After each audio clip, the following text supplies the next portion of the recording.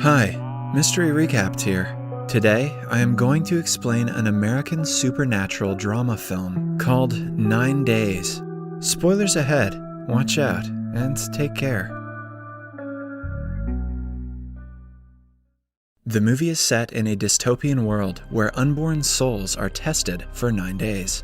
If the souls pass the tests, they are given the chance to live in the real world. However, the ones that do not pass the tests perish forever. The ones that eventually get to live in the real world have no memory of this interview either. A man named Will, who lives in an isolated house in the middle of an unknown desert, is the arbiter of souls. Will judges souls and decides which ones get to inhabit the bodies of living beings. He interviews souls for a chance to be born in the real world. Not all candidates make the cut, but Will gives them each an experience of their choosing before their existence is erased forever. The only eternal company Will has is a man named Kaio, a supervisor who makes sure Will selects the best candidate and assists him with the process. Before becoming an evaluator for unborn souls, Will previously lived as a normal human, but Kaio has never gotten to live as a living being.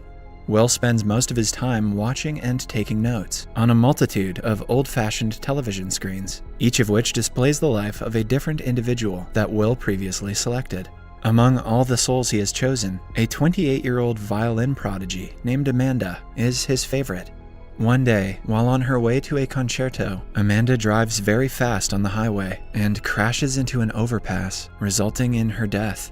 Will is devastated by her death and watches old videos of hers for comfort. However, Will doesn't get much time to mourn Amanda's death, and the following day, new candidates begin arriving to interview for the vacancy Amanda left behind. The candidates include Kane, Anne, Alexander, Mike, and others. The interview lasts for 9 days, during which Will would test their personalities and character. He asks the candidates simple questions about life and has them take notes on what they like or dislike about the lives of others who were chosen. On the first day, Will briefs the candidates about the whole process before starting the interview. Some candidates are more curious than others. Kane asks Will the difference between being here and being alive. When Will reveals that any feeling, sensation, or emotion is much less intense here than in real life, Kane asks him how he is sure about that, and Will is forced to admit that he has the experience of living as a person. Curious, Kane asks what Will achieved as a living person, but Will shuts him down, saying he can't divulge any more personal details. Everyone answers the question in their own way. After finishing the interviews, Will and Kaio get on with their daily tasks. Later that evening, the last candidate, Emma, shows up late for the interview. Will is annoyed by Emma's tardiness, but Kaio convinces him to let her give the interview. Emma is just as inquisitive as Kane, and she asks if Kaio is Will's boss, but Kaio quickly corrects her and jokes that if he was, he would never hire Will. Emma also learns that Kaio has never been alive. Will then asks her the same moral dilemma question, but Emma refuses to answer because in both instances her son dies. Will tells her that she must answer the question because that's how the question is supposed to be. Emma puts forth her own question and asks if that's how the question is or that's how cruel the world is. Emma and Will both refuse to answer each other's question, and the interview comes to an end. The next day, Will gives the selected candidates a tour of the house, including the control room, from which Will and Kaio keep an eye on the previously selected candidates. He gives the candidate a task to observe people on the TV and make notes on a living being of their choice. While observing a living being, Will notices Mike drawing on his notebook. When Will asks to see it, Mike is initially hesitant, but eventually allows Will to see his art. It is a beautiful sketch of a beach. Later, Will goes through each of their notebooks and assesses them. All of them have written about one specific moment of their choice, except Emma, who has written about a little bit of everything. He then individually returns their notebook back in person. Will advises Emma that she could be more selective. However, Emma can never be bound by anyone. She asks him if the candidates he selected remember him. Will answers in a negative, but he also mentions Amanda momentarily remembering him in her childhood. Meanwhile, Kane asks Will if there's any area in which he should work on. However, Will tells him not to think that way. Will says he doesn't want Kane to do what Will thinks is right. He wants Kane to do what he, deep down, feels is right. Not satisfied by his response, Kane points out how Will is going to judge him in the end anyway, and asks Will to tell him the rules so he can play the game better. As expected, Will doesn't reveal the rules, and he gives the candidates new assignments. He asks the candidates to pick a moment they didn't like from what they saw on the screen. After examining their answers, Will decides to eliminate Mike. A tearful Mike asks what he did wrong, but Will gives him his same standard answer. Will tries to comfort him and commends him for living every second there with intensity and honesty before asking him to choose a moment that he wants to experience from what he saw on the TV. Later that night, Emma overhears Will and Caillou working in the middle of the night. After learning that they are working to give Mike a special farewell, Emma offers to help. While working, Caillou shares that if given a chance, he would love to yell like Tarzan from the top of a mountain. Emma then asks Will which moment he would choose, but an irritated Will doesn't have time for her questions and tells her to just focus on the work. After finishing the work, Caillou tells Emma that Will is the only interviewer who gives his candidates a chance to experience a real-world moment. He also reveals that when Will was alive, he was too good, kind, and sensitive. Will was talented but struggled to fit into a world that was different from him. He had so much love in him, but no one to give it to. Will was a simp. The next day, Will checks the assignment of the remaining candidates. Kane tells him about the kid named Rick, who is a frequent target of bullies. He continues that he doesn't like the fact that Rick doesn't fight back, more than the fact that other children bully Rick. Kane says that if he was in Rick's place, he would hit the bullies back. When Will questions him if he justifies violence, Kane replies that self-defense is justice. When it is Emma's turn, she describes a guy that hates himself. She says that the guy thinks he is a failure, and everything he does is worthless and shameful.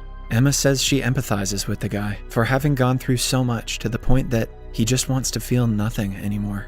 She further adds that the numbness may make him feel safe, but it is also poisoning what's left of him. She says that deep inside the man, he knows it too. Will realizes that Emma is describing him, but stops short of acknowledging it. He says that the man she is describing sounds irreparable. Emma quickly responds that the man thinks he is irreparable, but she believes that there's still something left inside of him. Will then excuses himself to bid Mike goodbye. With the help of Caillou, Emma follows him to a secret room, where Will gives the candidates their final experience before they disappear forever. Emma watches in astonishment as Mike experiences the beach Will created for him. Will then sits with a tearful Mike as he is lost forever. Afterwards, an emotional Will returns to the TV room and sits with Emma. He tells her that when he was alive, he used to be a part of a theater group in high school. He reveals he didn't have any friends, and he once gave a theater performance that made him feel alive, but he never pursued his passion after that. In between taking interviews, Will continues to watch old videos of Amanda to figure out how she crashed her car. Will eventually discovers that Amanda deliberately crashed her car and committed suicide. Will is shocked by the revelation and blames himself for sending Amanda into the cruel world unprepared. As a result, Will starts fearing a similar fate for a kind-hearted Emma. He gives her tough scenarios, but she always chooses kindness and love. During the course of the interview, Maria falls in love with Will. She writes him a letter and expresses her love. However, Will turns her down and eliminates her. After experiencing her final moment, Maria breaks into tears and pleads with Will to give their love a chance, but Will heartlessly watches her disappear into the air. All of this leads to Will and Caillou getting into an argument. Caillou accuses Will of shutting himself off and confronts him about his intentions to eliminate a good candidate like Emma. Will argues that he can't keep sending flowers to the real world, while other interviewers send pigs that eat them. They eventually cool down and again start discussing Amanda. Will admits that just like him, Amanda must have felt immense pain that no one could see with their eyes. Will ultimately decides to burn all of Amanda's tapes and move on. Moreover, over the course of the next few days, most of the candidates are dismissed for various reasons, such as self-consciousness and lack of respect for suffering. The candidates are eventually narrowed down to two, Emma and Kane. On the 9th day, Emma finally meets Kane. They both are contrasting in character. Emma is carefree, kind, and sees the best in people. Kane is more pessimistic, recognizing the evil in the world and showing resolve to fight back against it. Over dinner, the two get to know each other. Will makes the two of them sit in a room together and asks them to tell each other why they shouldn't be alive. This naturally makes Emma uncomfortable, and she walks out. Later, despite Caillou recommending that Will pick Emma, Will chooses Kane to be born. Will offers Emma a last experience, and she writes something down on a piece of paper. However, Emma writes something which Will can't seem to do. Will asks her to choose something else, but she declines a last experience. As Emma prepares to leave, Will sees Kane off to the real world. Emma asks to see Will one last time, but he decides not to see her off. Kaio offers to be with her in her last moments, but she declines and opts to walk across the desert until she disappears. After Emma leaves, Will finds a note from her where she thanks him for everything. She expresses regret for all the things he went through, because of which he doesn't allow himself to feel alive. She tells him that she has written all the beautiful memories she made in the last 9 days all over the house. She asks him to not take those moments for granted before signing off. Puzzled, Will looks around and finds them written all over the house. Those moments are a day at the beach, Kaio yelling off a cliff, laughing with Kane, a bicycle ride, and many others. Will suddenly realizes that those were indeed happy moments. Feeling regret, he runs out after Emma. He eventually catches up to her and passionately recites selections from Walt Whitman's Song of Myself, thanking her for daring him to allow himself to breathe. This movie gives us fresh perspective on life. It teaches us that there might be lots of terrible things happening in our life, which will make us doubt if it's worth living for. But if we appreciate those little happy moments throughout our life, we will realize that it is worth living for. Subscribe for more videos like this, turn on notifications, and leave a like to help the channel out. Thank you for watching.